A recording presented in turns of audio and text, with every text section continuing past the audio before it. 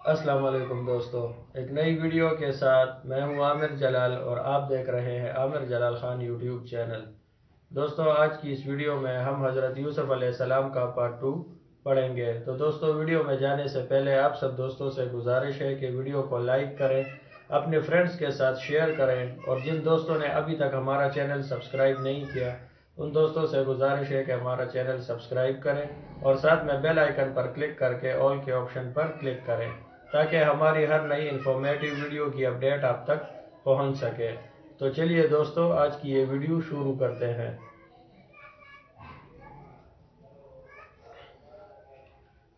امام راضی رحمۃ اللہ علیہ فرماتے ہیں کہ یوسف علیہ السلام خدا کے سچے پیغمبر اور نبی معصوم تھے، اس لیے ان کا دامن ہر قسم کی علائق سے پاک صاف تھا اور ان کی مقدس زندگی کا ایک لمحہ بھی کسی آلودگی سے ملبوس نہیں ہوا تھا۔ اس لیے خدا تعالیٰ کی کرشمہ سازی دیکھیے کہ یوسف علیہ السلام کے واقعے سے متعلق جس قدر بھی شخصیتیں تھیں ان سب کی زبان کی طہارت نفس اور عصمت کا اعتراف کرایا۔ اچھا، یوسف علیہ السلام کے علاوہ اس واقعے کی شخصیتیں کون ہیں؟ عزیز مصر کی بیوی، شہری عورتیں اور عزیز کی بیوی کا رشتہ دار، یہی افراد ہیں جو کسی نہ کسی طرح تحقیق کے طلب معاملے سے تعلق رکھتے ہیں۔ ان میں سب سے پہلے عزیز کی بیوی کا رشتہ دار سامنے آتا ہے اور پیراہن کے چاک ہونے کا عاقلانہ فیصلہ دے کر یوسف علیہ السلام کی پاکی کا اظہار کرتا اور عورت کو مجرم ٹھہراتا ہے۔ اس کے بعد حقیقت حال واضح ہو جانے پر عزیز بھی اقرار کرتا ہے کہ یوسف علیہ السلام بے گناہ، بے خطا اور معصوم ہے، اور یہ کہہ کر یوسف علیہ السلام سے معذرت کرتا ہے اور اپنی ناموس کی حفاظت کی خاطر معاملے کو ختم کرنے کی درخواست کرتا ہے۔ تیسرا نمبر شہری عورتوں کا ہے۔ جب بادشاہ نے بڑے دربار میں یوسف علیہ السلام کے معاملے کے متعلق دریافت کیا تو انہوں نے بتامل کہہ دیا اور اس طرح یوسف علیہ السلام کی پاک دامنی پر مہر لگا دی۔ یہ سب شہادتیں اگرچہ یوسف علیہ السلام کی عزیزوں، رشتہ داروں اور حامیوں کی جانب سے نہ تھی بلکہ ایک اجنبی ملک عزیز کی بیوی کے ہم قوم اور اہل خاندان کی شہادتیں تھیں، تاہم وہم و گمان ہو سکتا تھا کہ کچھ عجب نہیں کہ اس معاملے میں کسی حد تک اگرچہ بہت تھوڑا ہی صحیح یوسف علیہ السلام کا بھی ضرور قصور ہوگا کہ یہ اللہ تعالیٰ کا عظیم و شان فضل و کرم تھا کہ اس نے اپنے پاک اور مقدس بندے کی عظمت کے اعلان اور اس کے بارے میں شائبہ سوخن کے انعدام کے لیے اعلیٰ رؤوس الاشہاد خود مجرم سے اقرار جرم کرایا، اور اس ہی کی زبان سے یوسف علیہ السلام کی عصمت و صداقت کی شہادت دلا کر حقیقت حال اشکارا کرا دی، اور شاہی دربار میں عزیز کی بیوی کو یہ کہنا پڑا کہ اب حق ظاہر ہو گیا، میں نے ہی اس کو اپنے نفس کے لیے پھسلایا تھا اور بلا شبہ وہ سچا ہے۔ ترجمہ: یہ اللہ تعالیٰ کا فضل ہے، جس کو چاہتا ہے عطا کرتا ہے اور اللہ بڑے فضل والا ہے۔ فرعون پر جب حقیقت حال منکشف ہو گئی تو اس کے قلب میں حضرت یوسف علیہ السلام کی عظمت و جلالت قدر کا سکہ بیٹھ گیا۔ ساقی کا حسن عقیدت کے ساتھ یوسف علیہ السلام کی عقل و دانش کا ذکر، اپنے خواب کی بہترین اور دل لگتی تعبیر اور عصمت نفس کا یہ انکشاف، یہ سب امور تھے جنہوں نے مل کر بادشاہ کو اس بزرگ اور پرعظمت ہستی کی دید اور اس سے استفادے کا عاشق بنا دیا۔ وہ کہنے لگا، ترجمہ: اس کو جلد میرے پاس لاؤ کہ میں اس کو خاص اپنے کاموں کے لیے مقرر کروں۔ یوسف علیہ السلام اب بائیں رعنائی و دلبری یا عصمت و پاکیزگی اور بائیں عقل و دانش زندان سے نکل کر بادشاہ کے دربار میں تشریف لائے۔ بات چیت ہوئی تو بادشاہ حیران رہ گیا کہ اب تک جس کی راست بازی، امانت داری اور وفائے عہد کا یہ کچھ تجربہ کیا تھا وہ عقل و دانش اور حکمت و فطانت میں بھی آپ اپنی نظیر ہے، اور مسرت کے ساتھ کہنے لگا، ترجمہ: بلا شبہ آج کے دن تو ہماری نگاہوں میں بڑا صاحب اقتدار اور امانت دار ہے۔ پھر ان سے دریافت کیا کہ میرے خواب میں جس قحط سالی کا ذکر ہے اس کے متعلق مجھ کو کیا کیا تدابیر اختیار کرنی چاہیے۔ حضرت یوسف علیہ السلام نے جواب دیا، ترجمہ: یوسف علیہ السلام نے کہا، اپنی مملکت کے خزانوں پر آپ مجھے مختار کیجیے، میں حفاظت کر سکتا ہوں اور میں اس کام کا جاننے والا ہوں۔ چنانچہ بادشاہ نے ایسا ہی کیا اور حضرت یوسف علیہ السلام کو اپنی تمام مملکت کا امین و کفیل بنا دیا اور شاہی خزانوں کی کنجیاں اس کے حوالے کر کے مختار عام کر دیا۔ تورات میں اس واقعے کو اس طرح بیان کیا گیا ہے: یہ تعبیر فرعون کی نگاہ میں اور اس کے سب نوکروں کی نظر میں اچھی معلوم ہوئی۔ فرعون نے اپنے نوکروں کو کہا کہ ہم ایسا جیسا یہ مرد کے جس میں خدا کی روح ہے پا سکتے ہیں۔ اور فرعون نے یوسف سے کہا از بس کہ خدا نے تجھے ان سب میں بنیائی دی ہے، سو کوئی تجھ سا عاقل و دانشور نہیں ہے، تو میرے گھر کا مختار ہوا اور اپنے حکم میری سب رعیت پر جاری کر، فقط تخت نشینی میں تجھ سے بزرگ تر رہوں گا۔ پھر فرعون نے یوسف سے کہا دیکھ میں نے تجھے ساری زمین مصر پر حکومت بخشی۔ اور فرعون اپنی انگشتری اپنے ہاتھ سے نکال کر یوسف کے ہاتھ میں پہنا دی اور ان کو کتان کا لباس پہنایا اور سونے کا طوق اس کے گلے میں ڈالا، اور اس نے اسے مصر کی ساری مملکت پر حاکم کیا۔ اور فرعون نے یوسف کو کہا میں فرعون ہوں اور بغیر تیرے مصر کی ساری زمین میں کوئی انسان اپنا ہاتھ یا پاؤں نہ اٹھائے گا۔ اللہ خدا تعالیٰ کی قدرت اور اس کی عطا و کرم کی یہ کیسی بولجی ہے کہ کل جس ہستی کو مصر کی متمدن قوم بدوی اور صحرائی سمجھتی وہ بدوی تھا، اور غلام بھی اس کو پہلے ایک سردار کے گھر کا مختار ان کی نگاہوں میں محترم اور معزز اور امین و فتین بنایا، اور پھر قید خانے کی زندگی سے نکالا تو مملکت مصر اور قوم مصر کا مالک و مختار بنا دیا، اور اس مرتبہ پر پہنچا دیا کہ سب اسباب دنیوی کے ماتحت جس کا تصور بھی ممکن نہ تھا، یا قادر مطلق کی کار فرمائی کا معجزانہ مظاہرہ نہیں تو اور کیا ہے، کہ کل جو کنعان میں غلہ بانی کر رہا تھا وہ آج وقت کی سب سے بڑی متمدن قوم کا مختار و مالک بن کر جہاں بانی کر رہا ہے۔ سچ ہے جس کو قبولیت کا شرف حاصل ہو گیا اس کے لیے راہ کی تمام دشواریاں ہیچ ہیں، اور حالات کی نامساعدت پر کا کی وداعت بھی نہیں رکھتی۔ اسی لیے حق تعالیٰ نے عزیز کے کاروبار کا مختار بنا کر یوسف علیہ السلام کے لیے یہ فرمایا تھا کہ ہم نے اس کو تمکین فی الارض عطا کر دی، اور اب جبکہ اس آغاز کی یہ انتہا نمود میں آ گئی تو پھر ارشاد فرمایا۔ ترجمہ: اور اس طرح ہم نے سرزمین مصر میں یوسف علیہ السلام کے قدم جما دیے کہ جس جگہ سے چاہے حسب مرضی رہنے سہنے کا کام لے، ہم جسے چاہتے ہیں اسی طرح اپنی رحمت سے فیضیاب کر دیتے ہیں، اور نیک عملوں کا اجر کبھی ضائع نہیں کرتے۔ اور جو لوگ اللہ پر ایمان لائے اور بدعملیوں سے بچتے رہے ان کے لیے تو آخرت کا اجر اس سے کئی بہتر ہے۔ سورہ یوسف میں حضرت یوسف علیہ السلام کے لیے دو جگہ تمکین فی الارض زمین کا مالک بنا دیا کی بشارت سنائی گئی ہے، اور دونوں مقام پر تعبیر کا نیا اسلوب اختیار کیا گیا ہے، جس کے متعلق مولانا آزاد نے اپنی تفسیر میں کیا خوب کہا ہے۔ حضرت یوسف علیہ السلام کی مصری زندگی کے دو انقلاب انگیز نقطے تھے، ایک وہ جب غلام ہو کر بکے اور پھر عزیز کی نظروں میں ایسے معزز ہوئے کہ ان کے علاقے کے مختار ہو گئے، دوسرا یہ کہ قید خانے سے نکلے اور نکلتے ہی وہاں پہنچ گئے کہ حکمرانی کی مزد جلال پر جلوہ آرا نظر آئے۔ پس جب پہلے انقلاب تک سرگزشت پہنچی تھی تو آیت 21 میں حکمت الہی کے کرشمے سنجیوں پر توجہ دلائی تھی کہ کذالک مکننا لیوسف فی الارض، اور اب کہ دوسرا انقلاب پیش آیا وہ اسی طرح آیت 56 میں فرمایا کذالک مکننا لیوسف فی الارض، وہاں چونکہ معاملہ مصر کی ابتدا ہوئی تھی اور ابھی حضرت یوسف علیہ السلام کو حکمرانی کی دانش سکینی باقی تھی، اس لیے فرمایا تھا، یعنی یہاں چونکہ تکمیل کار کے بعد اس کا نتیجہ ظاہر ہو گیا تھا، اس لیے فرمایا یہ کہ اس لیے ہوا کہ ہمارا قانون ہے نیک عمل کا بیج کبھی ضائع نہیں ہوتا، ضروری ہے کہ پل لائے۔ شروع واقعے میں کہا گیا ہے کہ سورہ یوسف کا نزول یہودیوں کے اس سوال پر ہوا جو انہوں نے مشرکین مکہ کے ذریعے نبی اکرم صلی اللہ علیہ وآلہ وسلم سے کیا تھا، وہ یہ کہ ابراہیم کی نسل مصر میں کیسے آئی۔ اس لیے آیت زیر بحث کی تفسیر میں شاہد عبدالقادر نور اللہ مرقدہ ارشاد فرماتے ہیں یہ جواب ہوا ان کے سوال کا کہ اولاد ابراہیم علیہ السلام اس طرح شام سے آئی مصر میں، اور بیان ہوا کہ بھائیوں نے حضرت یوسف علیہ السلام کو گھر سے دور پھینکا تاکہ ذلیل ہو، اور اللہ نے زیادہ عزت دی اور ملک پر اختیار دیا۔ ویسا ہی ہوا ہمارے حضرت صلی اللہ علیہ وآلہ وسلم کو۔ عرض حضرت یوسف علیہ السلام نے سلطنت مصر کے مختار گل ہونے کے بعد خواب سے متعلق وہ تمام تدابیر شروع کر دی جو 14 سال کے اندر مفید کار ہو سکیں اور رعایا قحط سالی کے ایام میں بھی بھوک اور پریشان حالی سے محفوظ رہ سکے، چونکہ یہ تفسیر خواب اور اس کی تعبیر کے ضمن میں خود بخود ذہن میں آ جاتی ہے، اس لیے قرآن عزیز نے واقعے کے ان غیر ضروری حصوں کو بیان نہیں کیا۔ البتہ تورات نے ان تفصیلات کو بھی دہرایا ہے۔ اور یوسف علیہ السلام جس وقت مصر کے بادشاہ فرعون کے حضور کھڑا ہوا 30 برس کا تھا، اور یوسف علیہ السلام فرعون کے حضور سے نکل کر مصر کی ساری زمین میں پھرا، اور بڑھتی کے 7 برس میں زمین الاعمال ہوئی، تب ان نے ان 7 برسوں کی ساری چیزیں کھانے کی جو سرزمین مصر میں تھی جمع کی، اور اس نے ان کھانے کی چیزوں کو بستیوں میں ذخیرہ کیا، اور ان کھیتوں کی جو ہر بستی کے آس پاس تھے کھانے کی چیزیں اسی بستی میں رکھیں۔ اور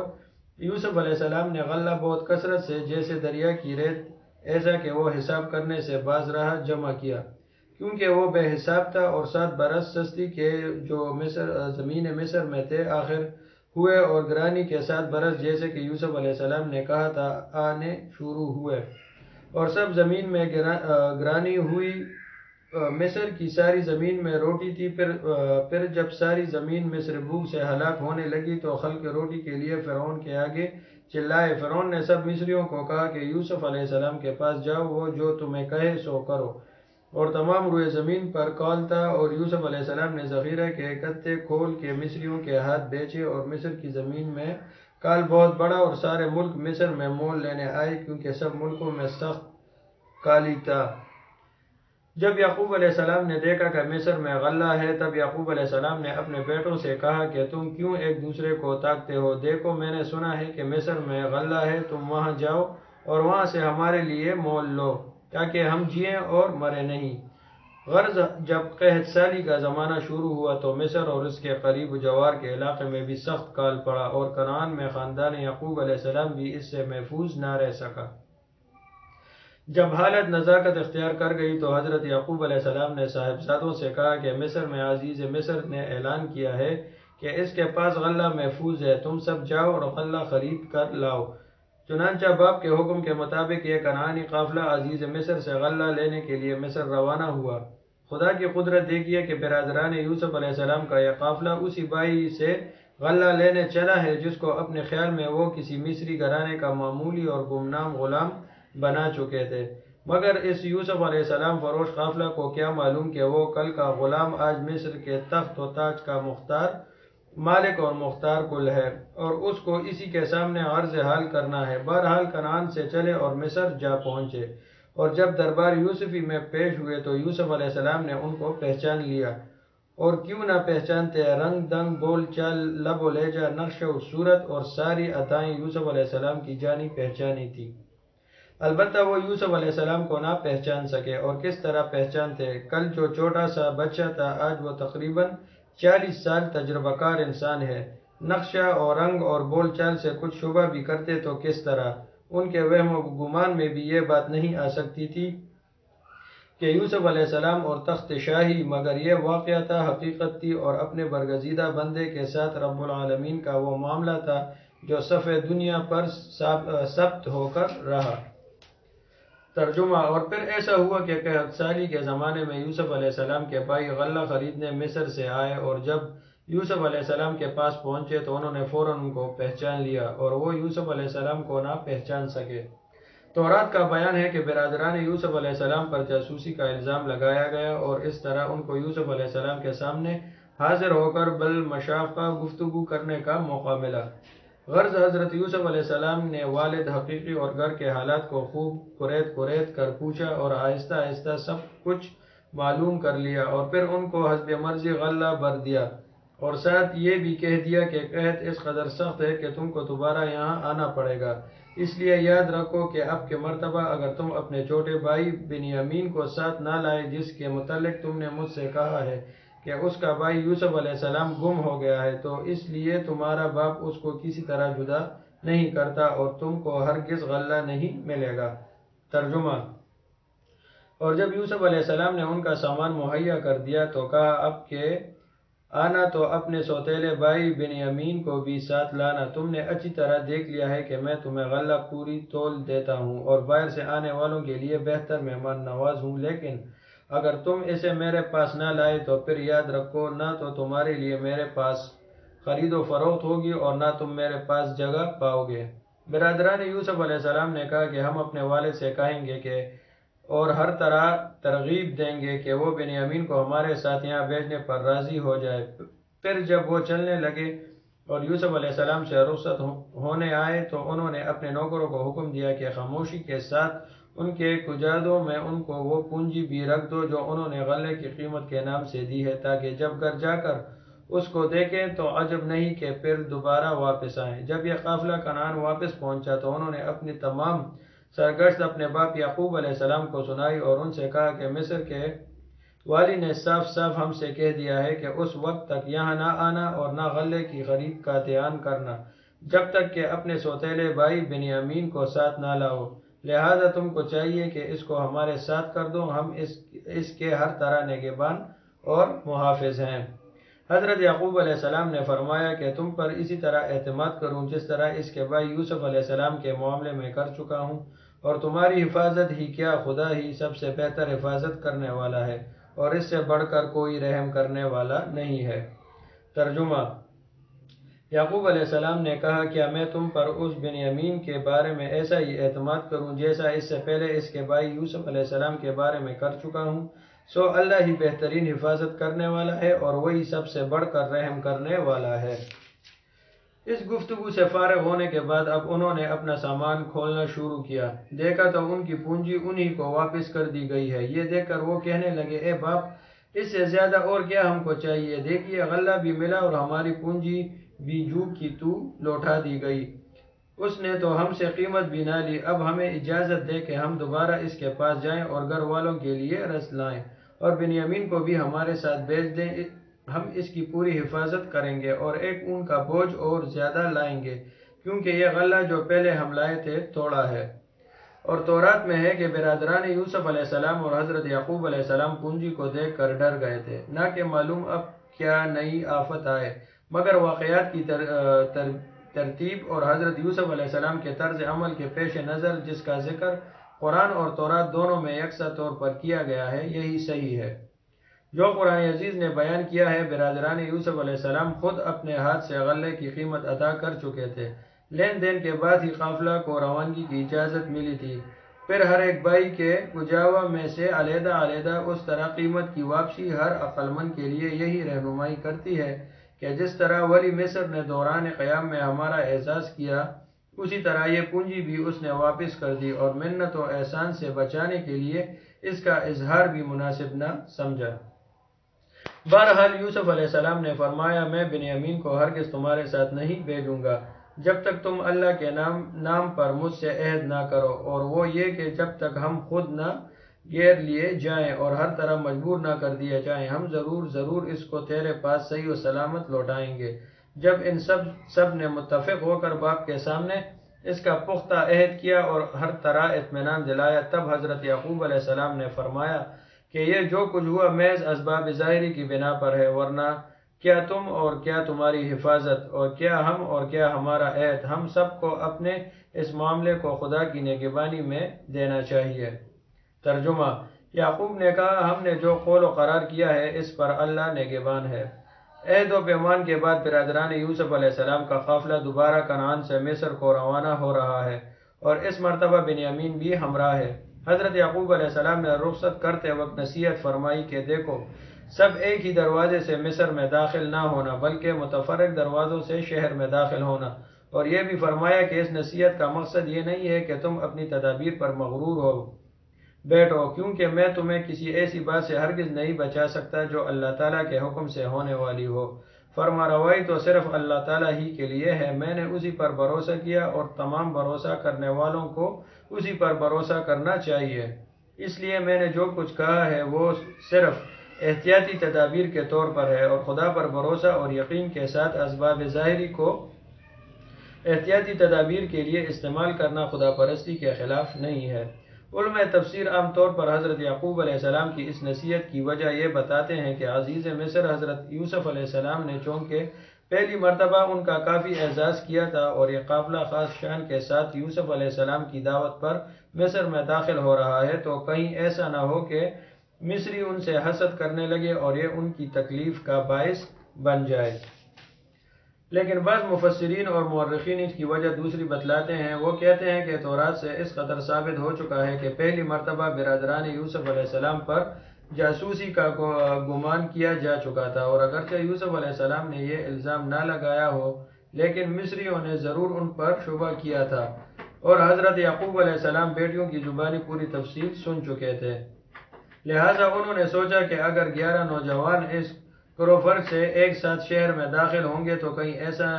نہیں کہ عزیز مصر کے پاس پہنچنے سے پہلے ہی جاسوسی کے الزام میں گرفتار کر لیے جائیں۔ اس لیے نصیحت فرما دی کہ ایک جتھا بنا کر شہر میں داخل نہ ہونا، جدا جدا دروازوں سے ایک مسافر کی طرح داخل ہونا۔ اس موقع پر اللہ تعالیٰ نے اس حقیقت کی جانب بھی توجہ دلائی ہے کہ یعقوب علیہ السلام چونکہ صاحب علم و بصیرت تھے، اور یہ دولت علم ہی ہم نے ہی اس کو بخشی تھی، اس لیے اس نے بیٹوں سے یہ نصیحت کی بات کہہ دی اور اس کے خیال میں آ گئی تھی، ورنہ تو باپ کے حکم کی تعمیل کرنے کے باوجود بھی خدا تعالیٰ کی مشیت سے جو کچھ مقرر کر دیا تھا، اس کے مقابلے میں ان کی یہ احتیاط کچھ بھی کام نہ آ سکی۔ ترجمہ: پھر جب یہ مصر میں اسی طرح داخل ہوئے جس طرح ان کے باپ نے ان کو حکم دیا تھا، تو یہ احتیاط ان کو اللہ تعالیٰ کی معیشت سے مقابلے میں کچھ کام نہ آئی، مگر یہ ایک خیال تھا یعقوب علیہ السلام کے جی میں جو اس نے پورا کر لیا، اور بلا شبہ وہ صاحب علم تھا اور ہم نے ہی اس کو یہ علم سکھایا تھا، لیکن اکثر لوگ نہیں سمجھتے۔ مطلب یہ ہے کہ یعقوب علیہ السلام نے جو کچھ کہا اس کو بتقاضائے علم ہی یہی کرنا چاہیے تھا، کیونکہ علم کی یہ دولت ہم نے ہی اس کو بخشی تھی، مگر یہ ضروری نہیں کہ احتیاطی تدابیر ہر جگہ راست ہی آ جائیں۔ اگر خدا تعالیٰ کی معیشت اس کے برعکس مصلحت دیکھتی ہے تو پھر وہی ہو کر رہتا ہے اور سب تدبیریں بیکار ہو جاتی ہیں، جیسا کہ آنے والے واقعے میں بنیامین کے ساتھ پیش آیا کہ وہ روک لیے گئے اور ایسی مصلحت کے زیر اثر روک لیے گئے کہ اس کا انجام تمام خاندان یعقوب علیہ السلام کے حق میں بہتر ثابت ہوا۔ صورت یہ پیش آئی کہ جب برادران یوسف علیہ السلام کنعان سے روانہ ہوئے تو راستے میں بنیامین کو تنگ کرنا شروع کر دیا، کبھی اس کو باپ کی محبت و عشق کا طعنہ دیتے اور کبھی اس بات پر حسد کرتے کہ عزیز مصر نے خصوصیت کے ساتھ اس کو کیوں بلایا ہے۔ بنیامین یہ سب کچھ سنتا اور خاموش رہتا۔ جب یہ سب منزل مقصود پر پہنچے تو حضرت یوسف علیہ السلام نے بنیامین کو اپنا تمام حال سنایا اور بتایا کہ میں تیرا حقیقی بھائی یوسف ہوں، اور پھر تسلی اور تشفی کی کہ اب گھبرانے کی کوئی بات نہیں، ان کی بدسلوکیوں کا درد ختم ہو گیا، اب یہ تم کو کسی قسم کی ایذا نہیں پہنچائیں گے۔ اور جب یہ سب یوسف علیہ السلام کے پاس پہنچے تو اس نے اپنے بھائی بنیامین کو اپنے پاس بٹھا لیا اور اس سے آہستہ سے کہا کہ میں تیرا بھائی یوسف ہوں، پس جو بدسلوکی یہ تیرے ساتھ کرتے آئے ہیں تو اس پر غمگین نہ ہو۔ تورات میں ہے کہ یوسف علیہ السلام نے بھائیوں کی بڑی مدارت کی اور نوکروں کو حکم دیا کہ ان کو شاہی مہمان خانے میں اتاریں اور ان کے لیے پرتکلف دعوت کا سامان کیا۔ چند روز کے قیام کے بعد جب یہ رخصت ہونے لگے تو یوسف علیہ السلام نے حکم دیا کہ ان کے اونٹوں کو اس قدر لاد دو جتنا کہ یہ لے جا سکیں۔ حضرت یوسف علیہ السلام کی یہ خواہش تھی کہ کس طرح اپنے عزیز بھائی بنیامین کو اپنے پاس روک لیں، مگر انتہائی اضطراب اور بے قراری کے باوجود ان کے لیے ایسا کرنا ممکن نہ تھا، اس لیے کہ حکومت مصر کے قانون میں کسی غیر مصری کو بغیر کسی معقول وجہ کے روک لینا سخت ممنوع تھا، اور حضرت یوسف علیہ السلام یہ کسی طرح نہیں چاہتے تھے کہ اس وقت لوگوں پر یا ان کے بھائیوں پر اصل حقیقت منکشف ہو۔ بدی وجہ خاموش رہیں اور جب قافلہ روانہ ہونے لگا تو کسی اور اطلاع کیے بغیر نشانی کے طور پر اپنا چاندنی کا پیالہ بنیامین کے کجادہ میں رکھ دیا۔ کنعان کے اس قافلے نے ابھی تھوڑی ہی مسافت طے کی ہوگی کہ یوسف علیہ السلام کے کارندوں نے شاہی برتنوں کی دیکھ بھال کی تو ان میں پیالہ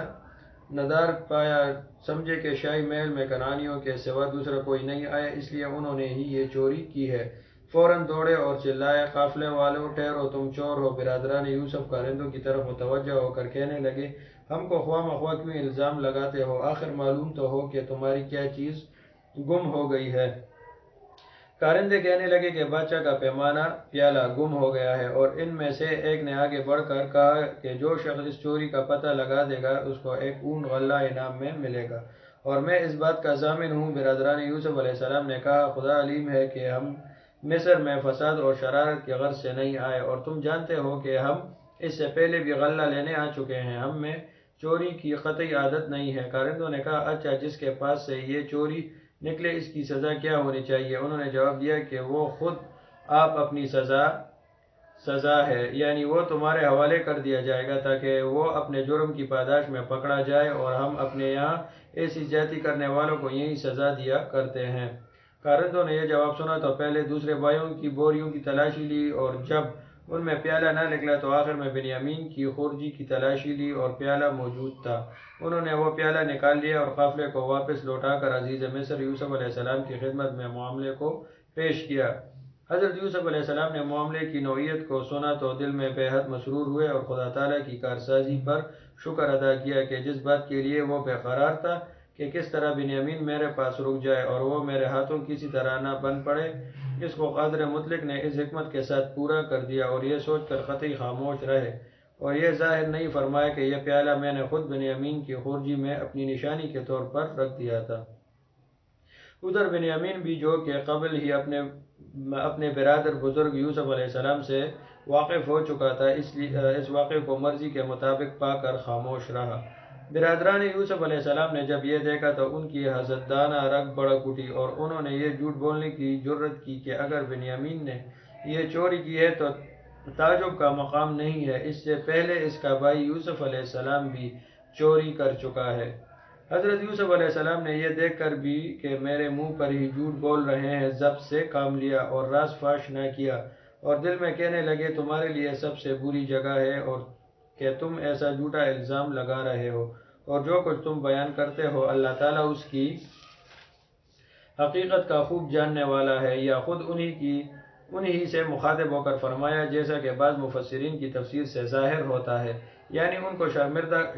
شرمندہ کرتے ہوئے کہا کہ ابھی تو یہ کہتے تھے کہ ہم چوری کے قریب تک نہیں ہیں، اور یا اب غیر حاضر بھائی پر بھی چوری کا الزام لگا رہے ہو، جس کا مطلب یہ ہوا کہ تمہارا خاندان ہی چوری پیشہ ہے، اور یہ کیسا برا مقام ہے جو تم نے اختیار کیا ہے۔ برادران یوسف علیہ السلام نے جب یہ رنگ دیکھا تو بہت گھبرائے اور باپ کا عہد و پیمان یاد آ گیا۔ آپس میں مشورہ کرنے لگے کہ کس صورت میں بنیامین کو حاصل کریں۔ ہم تو پہلے ہی قول ہار چکے، صرف ایک ہی پہلو باقی تھا کہ التجائیں اور خوشامدانہ عرض و مغروض کر کے عزیز مصر کو بنیامین کی واپسی کی ترغیب دلائیں۔ کہنے لگے عزیز مصر ہمارا باپ بہت بوڑھا ہے اور اس کو اس کے پہلے بھائی کا بے حد غم ہے، اور اسی لیے اس کا عاشق اور متوالا ہے، اس پر رحم کیجیے اور اس کی جگہ ہم میں سے کسی ایک کو سزا کے لیے روک لیجیے۔ آپ ہم پر مہربان رہے ہیں اور ان لوگوں میں سے ہیں جو احسان کرنے والے ہیں۔ عزیز مصر یوسف علیہ السلام نے کہا پناہ بخدا یہ کیسے ممکن ہے، ہم اگر ایسا کریں تو ظالم ہوں گے۔ جب اس جانب سے مایوس ہو گئے تو اب الگ خلوت میں بیٹھ کر مشورہ کرنے لگے۔ ان میں سے بڑے نے کہا بھائی تم کو معلوم ہے کہ والد نے بنیامین کے متعلق کس قد سخت اور پختہ عہد و پیمان ہم سے لیا ہے، اور اس سے پہلے تم یوسف علیہ السلام کے ساتھ جو ظلم و زیادتی کر چکے ہو وہ بھی سامنے ہے، اس لیے میں تو اب اس جگہ سے اس وقت تک نہیں ٹلنے والا نہیں کہ یا والد مجھ کو کنعان آنے کی اجازت دے یا خدا میرے لیے کوئی دوسرا فیصلہ کر دے۔ جاؤ تم سب ان کے پاس جاؤ اور عرض کرو کہ تمہارے بیٹے بنیامین نے چوری کی، اور جو بات ہمارے جاننے میں آئی وہی سچ آپ کے سامنے کہہ دی۔ ہم کو کچھ غیب کا علم تو تھا نہیں کہ پہلے سے جان لیتے کہ اس سے ایسی حرکت سرزد ہونے والی ہے، اور یہ بھی کہنا کہ آپ مصر کے لوگوں سے اس کی تصدیق کر لیں، نیز اس قافلے سے بھی کہ جس کے ساتھ ہم مصر سے یہاں آئے ہیں کہ ہم اس معاملے میں بالکل سچے ہیں۔ اس مشورے کے مطابق وہ کنعان واپس آئے اور حضرت یعقوب علیہ السلام سے بے کم و کا سارا واقعہ کہہ سنایا۔ قرآن عزیز نے یوسف علیہ السلام کے سوتیلے بھائیوں کی اس گفتگو کو اس سلسلے میں انہوں نے یعقوب علیہ السلام سے کی اس طرح تفصیل کیا ہے۔ پس باپ کے پاس جا کر کہنا اے باپ تیرے بیٹے نے خود چوری کر لی، اور اس سے وہ یہ بتانا چاہتے ہیں کہ یوسف علیہ السلام کے ان سوتیلے بھائیوں کی شقاوت کا اندازہ کیجئے کہ ایسے سخت وقت میں بھی بوڑھے باپ کو تن و تشریح اور ملامت سے نہ چھوڑا، اور یہ نہ کہا کہ ہمارے بھائی سے یہ غلطی ہو گئی، بلکہ ان کی طرف نسبت کر کے یہ کہا کہ تیرے بیٹے ہاں چہیتے اور پیارے بیٹے نے چوری کر کے ہم سب کو ذلیل کیا، ہم کو کیا معلوم تھا کہ ان کے ایسے گن ہیں۔ حضرت یعقوب علیہ السلام یوسف علیہ السلام کے معاملے میں ان کی صداقت کا تجربہ کر چکے تھے، اس نے اس لیے فرمایا نہیں تمہاری جی کی ایک بات بنا لی ہے۔ واقعہ یوں نہیں ہے، بنیامین اور چوری یہ نہیں ہو سکتا۔ خیر اب صبر کے سوا کوئی چارہ نہیں، ایسا صبر کے بہتر سے بہتر ہو۔ خدا تعالیٰ سے کیا بعید ہے کہ وہ ایک دن ان گم گشتگان کو پھر جمع کر دے اور ایک ساتھ ان دونوں کو مجھ سے ملا دے۔ بلا شبہ وہ دانا حکمت والا ہے۔ اور ان کی جانب سے رخ پھیرا اور فرمانے لگے، آہ فراق یوسف کی غم انگیزی۔ حضرت یعقوب علیہ السلام کی آنکھیں شدت غم میں روتے روتے سفید پڑ گئی تھیں اور سینہ غم کی سوزش سے جل رہا تھا، مگر صبر کے ساتھ اللہ پر تکیہ کیے بیٹھے تھے۔ بیٹے یہ حال دیکھ کر کہنے لگے، بخدا تم ہمیشہ اس طرح یوسف کی یاد میں گلتے رہو گے یا اسی غم میں جان دے دو گے؟ حضرت یعقوب علیہ السلام نے یہ سن کر فرمایا، میں کچھ تمہارا تو شکوہ نہیں کرتا اور نہ تم کو ستاتا ہوں۔ ترجمہ، بلکہ میں تو اپنی حاجت اور اپنا غم اللہ تعالیٰ کی بارگاہ میں عرض کرتا ہوں۔ میں اللہ کی جانب سے وہ بات جانتا ہوں جو تم نہیں جانتے۔ ہم نے شاہی پیالے کے واقعے کی تفسیر میں عام تفاسیر سے جدا مفسرین کے اس قول کو اختیار کیا ہے جس کو متاخرین کے یہاں قول شاذ کا درجہ حاصل ہے، مگر اس مقام پر سب سے بہتر اور بے غل و غش تفسیر ہے۔ کتب تفاسیر میں عام طور پر آیت یعنی یوسف علیہ السلام نے پیارے کو بنیامین کے کجاوے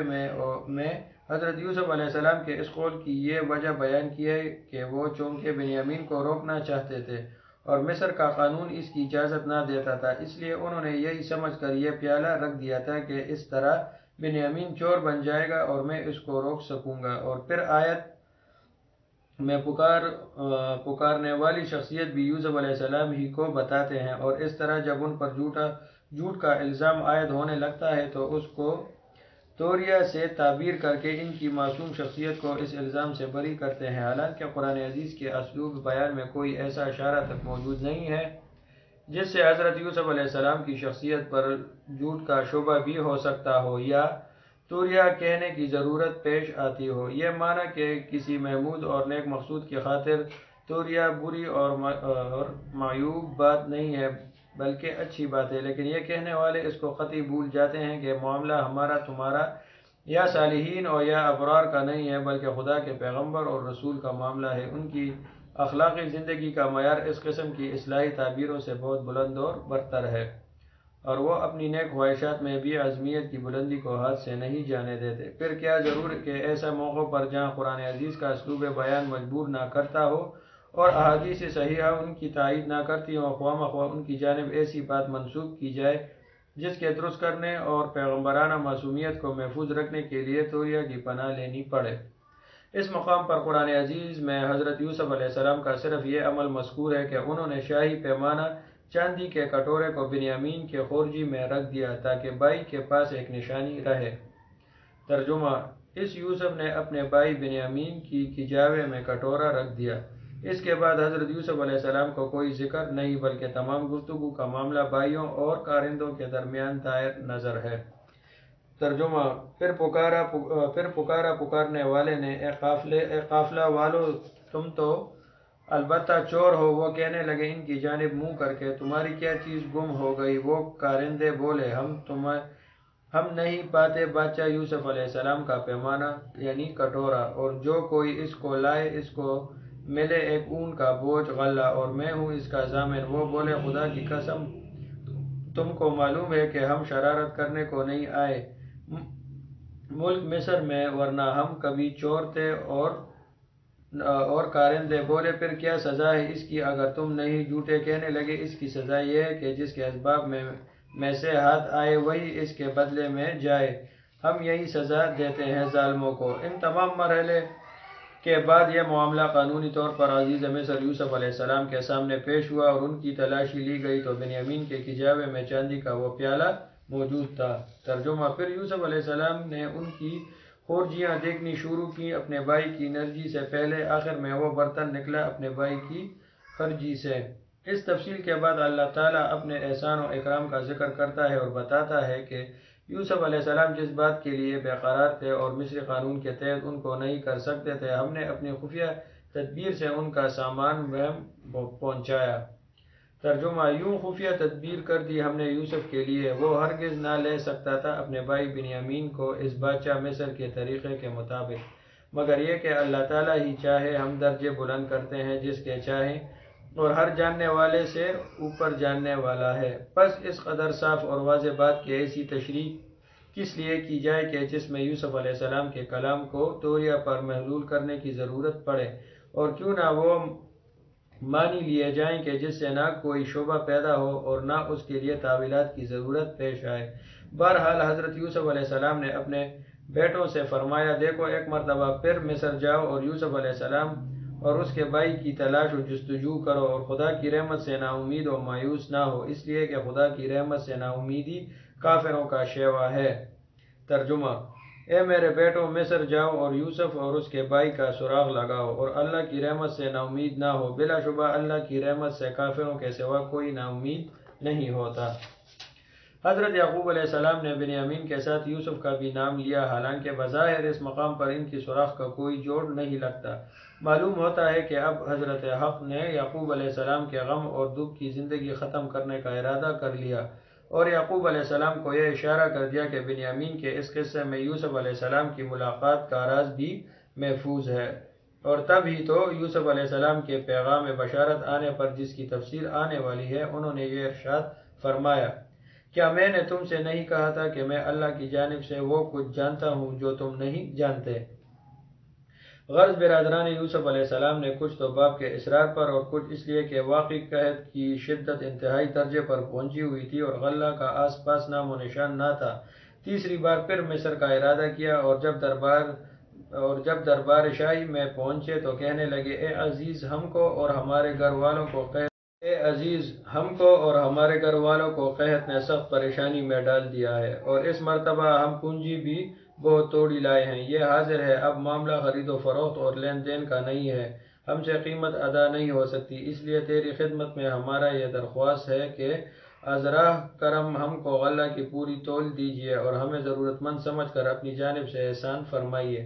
اللہ تعالیٰ صدقہ و خیرات کرنے والوں کو نیک بدلہ دیتا ہے۔ حضرت یوسف علیہ السلام نے والدین اور بھائیوں کی اس پریشانی کا حل سنا، اور ان کی اس عاجزانہ درخواست اور نیازمندانہ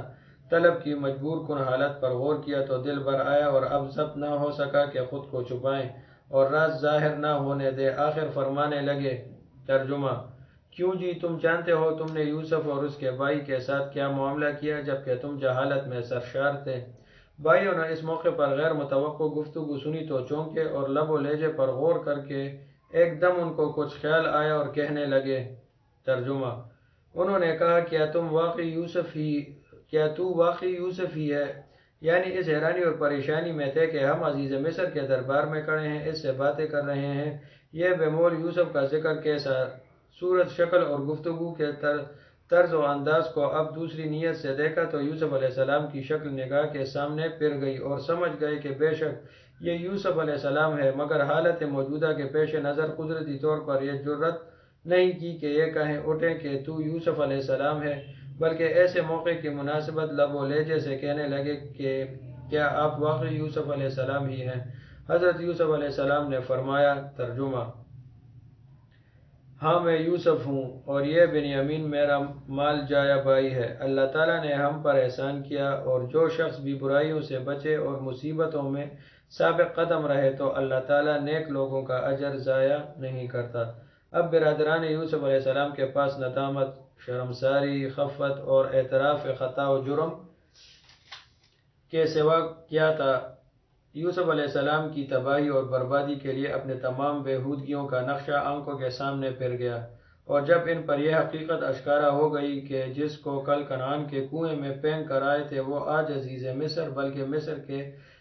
تاج و تخت کا مالک ہے، تو سر جھکا کر کہنے لگے۔ ترجمہ: انہوں نے کہا، بخدا اس میں شک نہیں کہ اللہ تعالیٰ نے تم کو ہم پر برتری اور بلندی بخشی، اور بلا شبہ ہم سرتاسر قصوروار تھے۔ حضرت یوسف علیہ السلام نے اپنے سوتیلے بھائیوں کی خستہ حالی اور پسماندگی کو دیکھا تو ان کی اخلاقی برتری اور پیغمبرانہ رحمت اور رافت اس کو برداشت نہ کر سکی، اور عفو و درگزر اور علم و کرم کے ساتھ فوراً یہ ارشاد فرمایا۔ ترجمہ: آج کے دن میری جانب سے تم پر کوئی سرزنش نہیں، اللہ تعالیٰ تمہارا قصور بخش دے، اور وہ تمام رحم کرنے والوں سے بڑھ کر رحم کرنے والا ہے۔ یعنی جو کچھ ہونا تھا وہ ہو چکا، اب ہم سب کو یہ تمام داستان فراموش کر دینی چاہیے۔ میں درگاہ الہی میں دعا کرتا ہوں کہ وہ تمہاری اس غلطی کو معاف فرما دے، کیونکہ وہی سب سے بڑھ کر رحیم و کریم ہے۔ اب تم کنعان واپس جاؤ اور میرا پیرہن لیتے جاؤ، یہ والد کی آنکھوں پر ڈال دینا، انشاءاللہ شہیم یوسف ان کی آنکھوں کو روشن کر دے گی اور تمام خاندان کو مصر لے آؤ۔ برادران یوسف علیہ السلام کے لیے بھی اس سے بڑھ کر سعادت اور کیا ہو سکتی تھی۔ یوسف علیہ السلام کو چائے کنعان میں ڈال کر یعقوب علیہ السلام کے پاس خون آلود پیراہن لے کر آئے تھے اور جھوٹ و فریب کے ساتھ ان کی دل و جگر کو زخمی کیا تھا۔ آج بھی انہی کو پیراہن یوسف علیہ السلام لے جانا چاہیے تاکہ اس زخم کا مرہم بنے اور رنج و غم مسرت و شادمانی سے بدل جائے۔ یہاں یہ باتیں ختم ہو کر برادران یوسف علیہ السلام کا کارواں کنعان کو پیراہن یوسف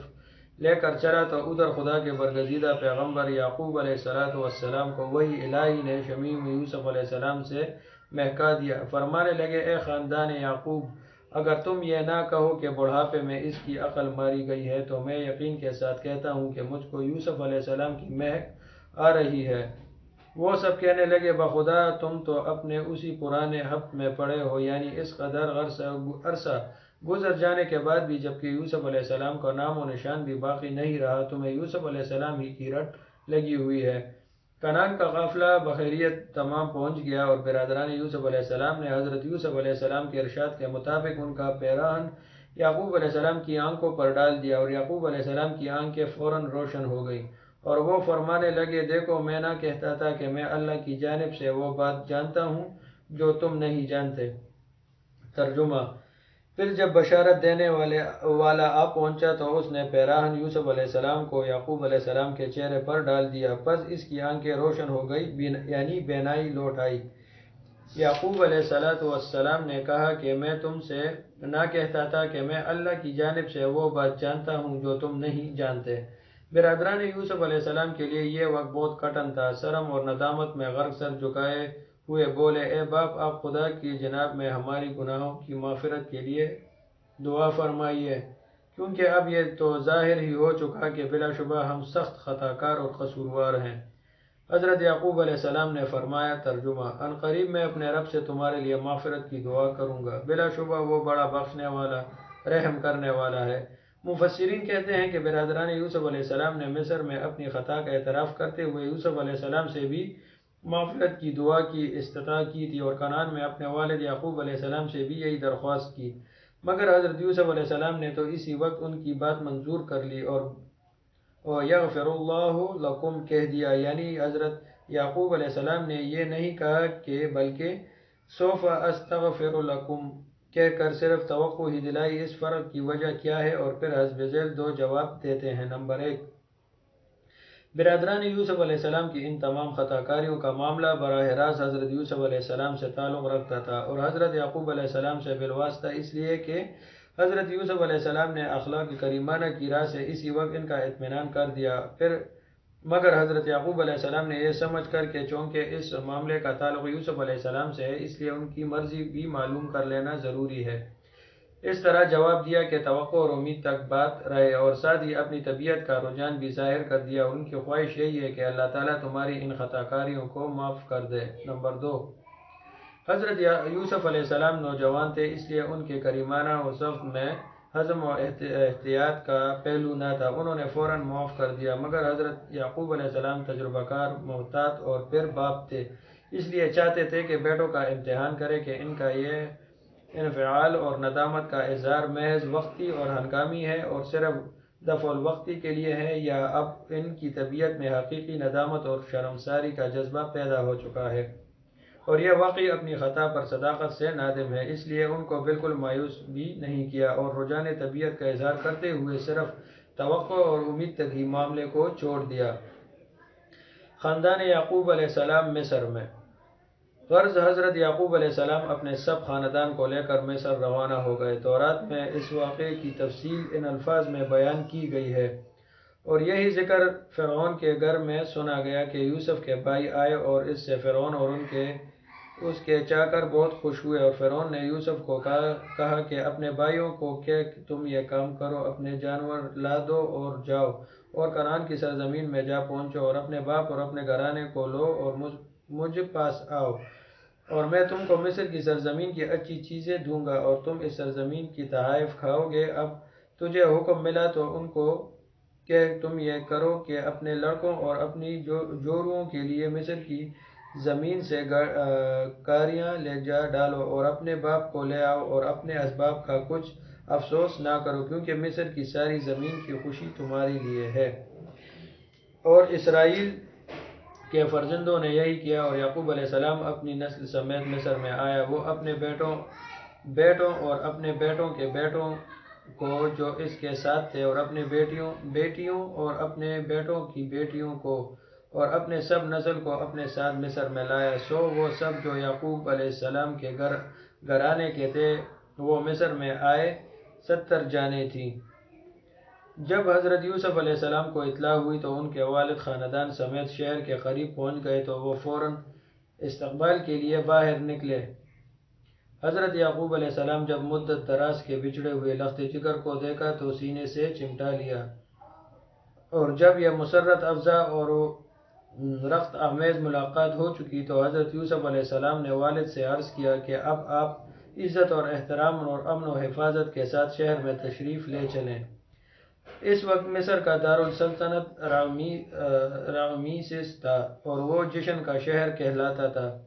حضرت یوسف علیہ السلام والد ماجد اور تمام خاندان کو بڑے کروفر کے ساتھ شاہی سواریوں میں بٹھا کر شہر میں لائے اور شاہی محل میں اتارا۔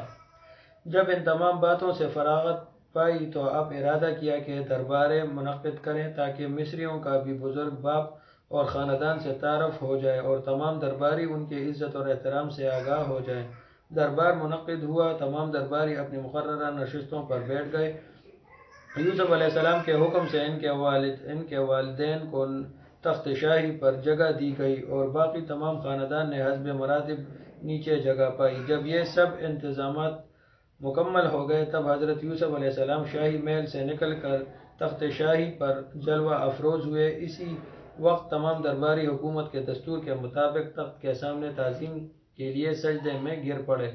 موجودہ صورت کو دیکھ کر تمام خاندان یوسف علیہ السلام نے بھی یہی عمل کیا۔ یہ دیکھ کر حضرت یوسف علیہ السلام کو فوراً اپنے بچپنے کا خواب یاد آ گیا اور اپنے والد سے کہنے لگے۔ ترجمہ سورہ یوسف کی چند آیتوں کا ترجمہ ہے دوستوں کہ اور یوسف علیہ السلام نے کہا، اے باپ، یہ ہے تعبیر اس خواب کی جو مدت ہوئی میں نے دیکھا تھا، میرے پروردگار نے اسے سچا ثابت کر دیا۔ یہ اسی کا احسان ہے کہ مجھے قید سے رہائی دی، تم سب کو صحرا سے نکال کر میرے پاس پہنچا دیا، اور یہ سب کچھ اس کے بعد ہوا کہ شیطان نے مجھ میں اور میرے بھائیوں میں اختلاف ڈال دیا تھا۔ بلا شبہ میرا پروردگار ان باتوں کے لیے جو وہ کرنی چاہے بہتر تدبیر کرنے والا ہے کہ وہ سب کچھ جاننے والا اور اپنے کاموں میں حکمت والا ہے۔ اور جبکہ یہ تمام واقعات ایک عجیب و غریب ترتیب سے وقوع میں آئے اور قدم قدم پر اللہ تعالیٰ کی کرشمہ سنجیوں اور چارہ سازیوں کے لیے بے نظیر مظاہر پیش آتے رہے، ان تمام آغاز و انجام کے اس حسن خاتمہ کو دیکھ کر یوسف علیہ السلام بے اختیار ہو گئے اور خدا کی جانب میں شکر و دعا کا اس طرح اظہار فرمانے لگے۔ ترجمہ اے پروردگار، تو نے مجھے حکومت عطا فرمائی اور باتوں کا مطلب اور نتیجہ نکالنا تعلیم فرمایا۔ اے آسمان اور زمین کے نبھانے والے، تو ہی میرا کارساز ہے، دنیا میں بھی اور آخرت میں بھی۔ تو یہ بھی کہجیو کہ دنیا سے جاؤں تو تیری فرما برداری کی حالت میں جاؤں اور ان لوگوں میں داخل ہو جاؤں جو تیرے نیک بندے ہیں۔ تورات میں ہے کہ ان واقعے کے بعد حضرت یوسف علیہ السلام کا تمام خاندان مصر میں ہی آباد ہو گیا، کیونکہ فرعون نے حضرت یوسف علیہ السلام کے اصرار کے ساتھ یہ کہا کہ تم اپنے خاندان کو مصر ہی میں آباد کرو، میں ان کو بہت عمدہ زمین دوں گا اور ہر طرح ان کی عزت کروں گا۔ یہ دیکھ کر حضرت یوسف علیہ السلام نے اپنے والد بزرگوار اور خاندان کے دوسرے افراد کو یہ سمجھا دیا کہ فرعون جب اس سے مصر میں رہنے کی درخواست کرتے ہوئے زمین اور مقام کے انتخاب کے لیے کہے تو تم فلاں حصہ زمین طلب کرنا اور کہنا کہ چونکہ ہم قبائلی زندگی کے عادی اور مویشی چرانے کا شوق رکھتے ہیں اس لیے ہم ہم عام شہری زندگی سے علیحدگی پسند کرتے ہیں۔ چنانچہ فرعون نے خاندان یوسف علیہ السلام کو وہ سرزمین بطور جاگیر بخش دی اور اس طرح بنی اسرائیل سرزمین مصر میں آباد ہو گئے۔ اور فرعون نے یوسف کو کہا کہ اپنے بھائیوں کو کہو کہ یہ کام کرو، اپنے جانور لا دو اور جاؤ کنعان کی سرزمین میں جا پہنچو اور اپنے باپ اور اپنے گھرانے کو لو اور مجھ پاس آؤ، اور میں تم کو مصر کی سرزمین کی اچھی چیزیں دوں گا اور تم اس زمین کے تحائف کھاؤ گے۔ اب تجھے حکم ملا کہ تو ان کو کہے کہ تم یہ کرو کہ اپنے لڑکوں اور اپنی جوروؤں کے لیے مصر کی زمین سے گاڑیاں لے جاؤ اور اپنے باپ کو لے آؤ، اور اپنے احباب اور اپنے اسباب کا کچھ فکر نہ کرو، کیونکہ مصر کی ساری زمین کی خوشی تمہارے لیے ہے۔ اور اسرائیل کے فرزندوں نے یہی کیا۔ اور یوں ہوگا کہ جب فرعون تم کو بلائے اور کہے کہ تمہارا پیشہ کیا ہے، تو تم کہو کہ تیرے غلام جوانی سے لے کر اب تک جو پانی کرتے رہے ہیں، کیا ہم اور کیا ہمارے آبا، تاکہ تم جشن کی زمین میں رہو، اس لیے کہ مصریوں کو ہر ایک چوہان سے نفرت ہے۔ حضرت یوسف علیہ السلام کا مطلب یہ تھا کہ اس طرح مصریوں سے الگ رہنے سے بنی اسرائیل اپنی مذہبی زندگی پر قائم، مصری بت پرستی سے متفرق اور مصری بد اخلاقی اور متزل شہرت اور عادت اور خصائل سے محفوظ رہیں گے اور اپنی شجاعانہ بدویانہ زندگی کو کبھی نہ بھولیں گے۔ وفات۔ بہرحال حضرت یوسف علیہ السلام نے اپنی زندگی کے طویل حصے عمر کو مصر ہی میں گزارا، اور جب ان کی عمر 110 سال کو پہنچی تو ان کی وفات ہو گئی۔ حضرت یوسف علیہ السلام نے وفات سے پہلے اپنے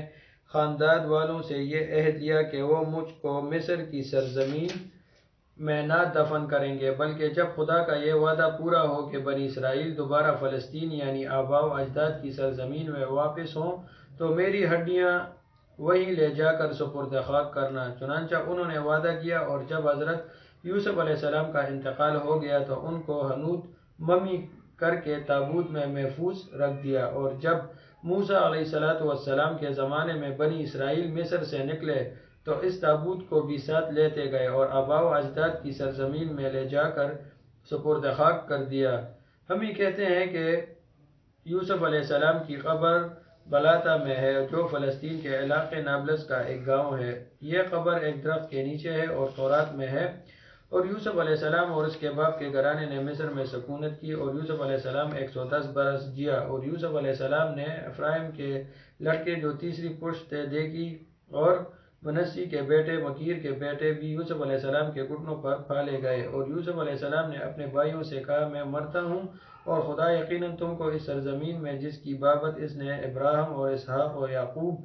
سے قسم کی ہے لے جائے گا۔ اور یوسف نے بنی اسرائیل سے قسم لے کر کہا، خدا یقیناً تم کو یاد کرے گا اور تم میری ہڈیوں کو یہاں سے لے جاؤ۔ سو یوسف علیہ السلام 110 برس کا بوڑھا ہو کے مر گیا، اور انہوں نے اس میں خوشبو بھری اور اسے مصر میں صندوق میں رکھا۔ اور موسیٰ علیہ السلام نے یوسف علیہ السلام کی ہڈیاں ساتھ لیں، کیونکہ اس نے بنی اسرائیل کو تاکیداً قسم دے کر کہا تھا کہ خدا یقیناً تمہاری خبرگیری کرے گا، تم یہاں سے میری ہڈیاں اپنے ساتھ لے جائیو۔ دوستو، اگلا ٹاپک ہے ہمارا اہم اخلاقی مسائل۔ حضرت یوسف علیہ السلام کا یہ عجیب و غریب قصہ ارباب بصیرت کے لیے اپنے آغوش میں نہایت اہم اخلاقی مسائل رکھتا ہے۔ دراصل یہ قصہ ایک واقعہ نہیں ہے، بلکہ فضائل اخلاق کی ایسی زرین داستان ہے جس کا ہر پہلو موعظت و بصیرت کے جواہر سے لبریز ہے۔ قوت ایمانی، استقامت، ضبط و نفس، صبر، شکر، عفو، دیانت اور امانت، عفو و درگزر، جذبہ تبلیغ العلم، کلمت اللہ کا عشق اور اصلاح و تقوی جیسے اخلاق فاضلہ اور صفات کاملہ کا ایک نادر سلسلہ ذہب ہے جو اس قصے کے ہر نقص میں منتقش نظر آتا ہے، مگر ان میں سے یہ چند امور خصوصیت سے قابل ذکر ہیں۔ نمبر 1، اگر کسی شخص کی ذاتی سرشت عمدہ ہو اور اس کا ماحول بھی پاک و مقدس اور لطیف ہو تو اس شخص کی زندگی اخلاق کریمانہ میں نمایاں اور صفات عالیہ میں ممتاز ہوگی، اور وہ ہر قسم کے شرف و مجد کا حامل ہوگا۔ حضرت یوسف علیہ السلام کی مقدس زندگی اس کی بہترین مثال ہے، اور یعقوب علیہ السلام، اسحاق علیہ السلام اور ابراہیم علیہ السلام جیسے جلیل القدر نبیوں اور پیغمبروں کی اولاد تھے۔ اس لیے نبوت اور رسالت کے گہوارہ میں نشوونما پائی اور خانوادہ نبوت کے ماحول میں تربیت حاصل کی۔ ذاتی نیک نہاوی اور فطری پاکی نے جب ایسے لطیف ماحول کو دیکھا تو تمام فضائل اوصاف حمیدہ چمک اٹھے اور زمین جوانی اور بچپن، جوانی اور کہولت کی زندگی کے تمام گوشے تقوی، ہفت، صبر و استقامت، دیانت اور عشق الہی کے ایسے روشن مظہر بن گئے کہ عقل انسانی اس مجموعہ کمالات ہستی کو دیکھ کر محو حیرت ہو جاتی ہے۔ نمبر 2، اگر کسی شخص میں ایمان باللہ مستقیم و مستحکم ہو اور اس پر یقین راسخ و مضبوط ہو تو پھر اس راہ کی تمام صعوبتیں اور مشکلات اس پر آسان بلکہ آسان تر ہو جاتی ہیں اور رویت حق کے بعد تمام خطرات اور مصائب بیچ ہو کر رہ جاتے ہیں۔ حضرت یوسف علیہ السلام کی تمام زندگی میں یہ بات نمایاں نظر آتی ہے۔ نمبر 3، ابتلا و آزمائش مصیبت اور ہلاکت کی شکل میں ہو یا دولت و سرود اور خواہشات نفسانی کے خوبصورت اسباب کی صورت میں، ہر حالت میں انسان کو خدا تعالیٰ کی جانب ہی رجوع کرنا چاہیے اور اسی سے التجا کرنی چاہیے کہ وہ امر حق پر ثابت قدم رکھے اور استقامت بخشے۔ عزیز کی بیوی اور حسین مصری عورتوں کی ترغیبات اور ان کی مرضیات پوری نہ کرنے پر قید کی دھمکیاں اور پھر قید و بند کے مصائب، ان تمام حالات میں حضرت یوسف علیہ السلام کا اعتماد اور ان کی دعاؤں اور التجاؤں کا مرکز صرف ایک ہی ہستی سے وابستہ نظر آتا ہے اور وہ نہ عزیز مصر کے ساتھ غرض رساں نظر آتے ہیں، نہ فرعون کے سامنے مطلبی اور نہ ان کو خوبرویان مصر اور عیش و ترازان حسن و جمال سے جی لگاتے ہیں اور نہ اپنی مربی اور خوبرو بیوی سے، بلکہ ہر موقع پر خدا تعالیٰ ہی سے مدد کے طلب نظر آتے ہیں۔ نمبر 4، جب خدا تعالیٰ کی محبت اور اس کا عشق قلب کی گہرائیوں میں اتر جاتا ہے تو پھر انسان کی زندگی کا تمام تر مقصد وہی بن جاتا ہے اور اس کے دین کی دعوت و تبلیغ کا عشق ہر وقت رگ و پے میں دوڑتا رہتا ہے۔ چنانچہ قید خانے کی سخت مصیبت کے وقت اپنے رفیقوں سے سب سے پہلا کلام یوسف علیہ السلام کا یہی تھا۔ نمبر 5، دیانت اور امانت ایک ایسی نعمت ہے کہ اس کو انسان کی دینوی اور دنیاوی سعادتوں کی کلید کرنا چاہیے۔ عزیز مصر کے یہاں یوسف علیہ السلام جس طرح داخل ہوئے تھے، واقعے کی تفصیلات سے معلوم ہو چکا ہے۔ یہ حضرت یوسف علیہ السلام کی دیانت اور امانت ہی کا نتیجہ تھا کہ پہلے وہ عزیز مصر کی نظروں میں بلند و باوقار و محبوب بنے، پھر مصر کی حکومت کے مالک ہو گئے۔ نمبر 6، خود اعتمادی انسان کی بلند اوصاف میں سے ایک بڑا وصف ہے۔ خدا تعالیٰ نے جس شخص کو یہ دولت بخش دی ہے وہی دنیا کے مصائب و آلام سے گزر کر دنیاوی اور دینوی رفعت و بلندی حاصل کر سکتا ہے۔ خود اعتمادی کے مختلف اقسام میں سے ایک قسم عزت نفس بھی، جو شخص خود روی اور عزت نفس سے محروم ہے وہ انسان نہیں، ایک مضغہ گوشت ہے۔ جو حضرت یوسف علیہ السلام کی عزت نفس کے تحفظ کا یہ عالم ہے کہ برسوں کے بعد جب قید خانے سے رہائی کا ملتا اور بادشاہ وقت کا پیغام سربلندی حاصل ہوتا ہے تو مصر شادمانی کے ساتھ فوراً ان کو لبیک نہیں کہتے بلکہ صاف انکار کر دیتے ہیں کہ میں اس وقت تک قید خانے سے باہر نہیں آؤں گا تا وقتیہ کہ یہ فیصلہ نہ ہو جائے کہ مصری عورتوں کے مکر و فریب سے جس قسم کا معاملہ میرے ساتھ کیا تھا اس کی اصل حقیقت کیا ہے۔ نمبر 7، صبر ایک عظیم الشان خلق ہے اور بہت سی برائیوں کے لیے سپر ڈھال کا کام دیتا ہے۔ قرآن عزیز میں 70 سے زیادہ مقامات پر اس کی فضیلت کا اعلان کیا گیا ہے اور اللہ تعالیٰ نے بہت سے مراتب عالیہ اور درجات رفیعہ کا مدار اسی فضیلت پر رکھا ہے۔ ترجمہ، اور ہم نے ان میں سے مقتدا بنائے جو ہمارے احکام کے ہادی بنے، جبکہ وہ فضیلت صبر سے مزین ثابت ہوئے اور پورا ہوا تیرے رب کا نیک کلمہ بنی اسرائیل پر اس وجہ سے کہ وہ صابر رہے، اور بشارت دے دو ان صبر کرنے والوں کو کہ جب ان پر کوئی مصیبت نازل ہوتی ہے تو کہہ اٹھتے ہیں بے شک ہم اللہ ہی کے لیے ہیں اور بے شک ہم اسی جانب لوٹ جانے والے ہیں۔ اے محمد صلی اللہ علیہ وآلہ وسلم، تم اسی طرح صبر کرو جس طرح بلند عزمیت والے پیغمبروں نے کیا۔ اور سورہ بقرہ کی ایک آیت کا ترجمہ ہے دوستوں کہ اور اللہ سے مدد چاہو صبر اور نماز کے ذریعے۔ رسول اللہ صلی اللہ علیہ وسلم نے ارشاد فرمایا، صبر نصف ایمان ہے۔ نبی کریم صلی اللہ علیہ وآلہ وسلم نے ایک مرتبہ ایمان کی تعریف پوچھی نبی اکرم صلی اللہ علیہ وآلہ وسلم سے ایک مرتبہ ایمان کی تعریف پوچھی گئی تو آپ صلی اللہ علیہ وسلم نے فرمایا صبر اور دریا دلی۔ حقیقت میں صبر ایک ایسا صفت کا نام ہے جس کے ذریعے انسان برائیوں سے باز رہ سکے اور نفس ان کی طرح اقدام سے رک جائے، اسی لیے یہ صرف انسان ہی خاصا ہے اور تمام حیوانات سے ان کو امتیاز بخشتا ہے۔ صبر کی مختلف اقسام ہیں، یا یوں کہیں کہ ان اشیاء کی نسبت کے لحاظ سے جن کی جانب صبر کو منسوب کیا جاتا ہے وہ مختلف ناموں سے موسوم ہے۔ بس اگر پیٹھ اور شرمگاہ کی حفاظت کے مقابلے میں صبر ہے تو اس کا نام عفت ہے، اور اگر مصائب پر صبر ہے تو اس کو صبر ہی کہتے ہیں، اور اس کی ضد کا نام جزی و فزی ہے، اور اگر سرورت و دولت کی بہتات کی حالت میں صبر ہے تو اس کا نام ضبط نفس ہے، اور اس کی ضد کو بطر چچورین کہتے ہیں، چچور پن کہتے ہیں، اور اس کا نام ضبط نفس ہے، اور اس کو ضبط کو بطر یعنی چچور پن کہتے ہیں، اور اگر میدان جنگ اور اسی قسم کے مہلک حالات پر صبر ہے تو وہ شجاعت کہلاتا ہے، اور اس کی ضد کا نام جبن بزدلی ہے، اور اگر غیظ و غضب کی حالت پر صبر ہے تو ان کو حلم کہتے ہیں، اور ان کی ضد کو تذمر بے قابو ہونا کہا جاتا ہے، اور اگر حوادثات زمانہ پر صبر ہے تو اس کا نام وسعت صدر ہے، کشادہ دلی اور حوصلہ مندی ہے، اور اس کی مخالف سب کو زجر، تنگ دلی اور بے صبری کہتے ہیں، اور اگر دوسرے کے پوشیدہ رازوں پر صبر ہے تو اس کا نام کتمان سر، پردہ پوشی ہے، اور اگر بقدر کفاف معیشت پر صبر ہے تو اس کو قناعت کہتے ہیں، اور اگر ہر قسم کی عیش پسندی کے مقابلے میں صبر ہے تو اس کا نام زہد ہے۔ صبر کی ان تمام اقسام کا بیان جامع و اعجاز کے ساتھ قرآن عزیز کی ان آیات میں کیا گیا ہے۔ ترجمہ: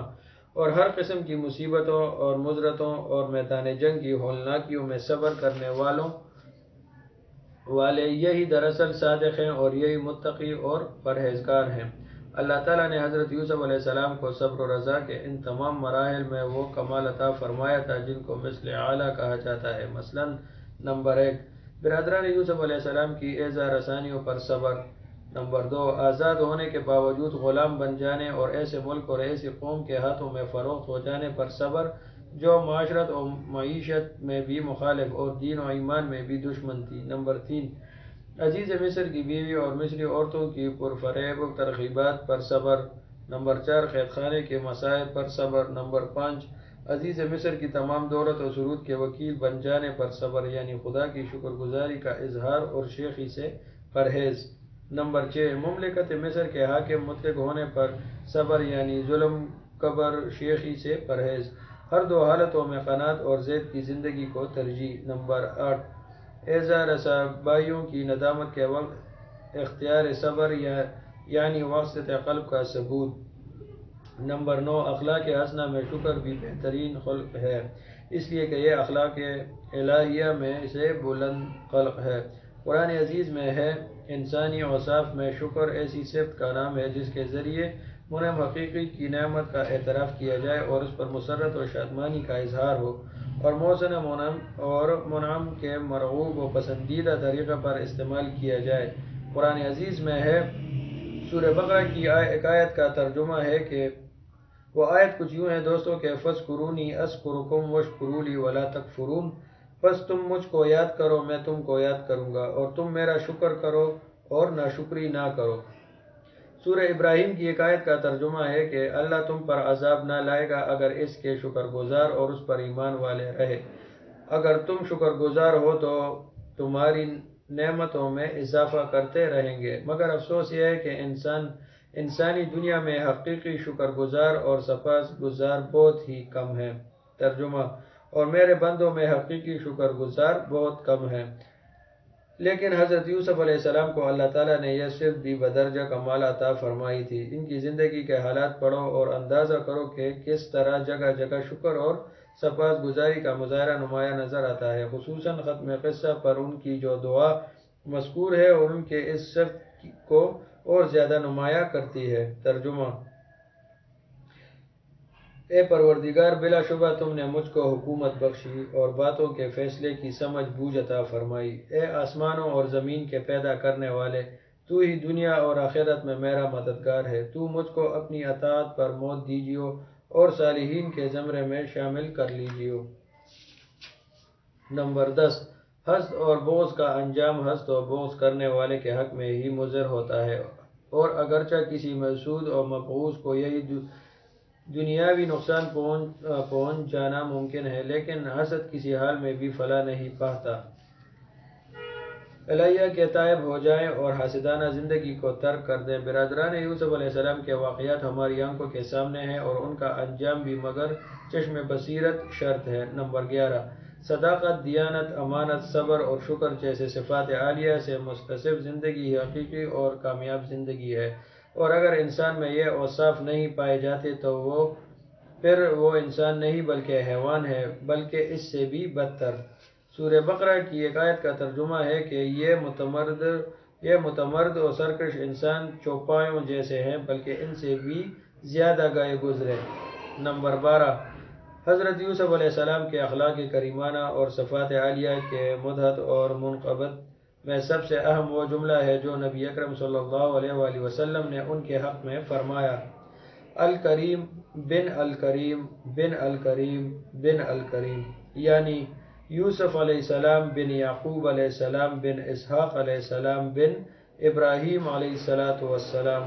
یعنی وہ سلسلہ نسب جو 4 پشتوں سے کرامات نبوت سے مستفیض ہے۔ یوسف علیہ السلام بن یعقوب علیہ السلام بن اسحاق علیہ السلام بن ابراہیم علیہ السلام کا سلسلہ ہے۔ دوستو، یہ تھا حضرت یوسف علیہ السلام کا قصہ۔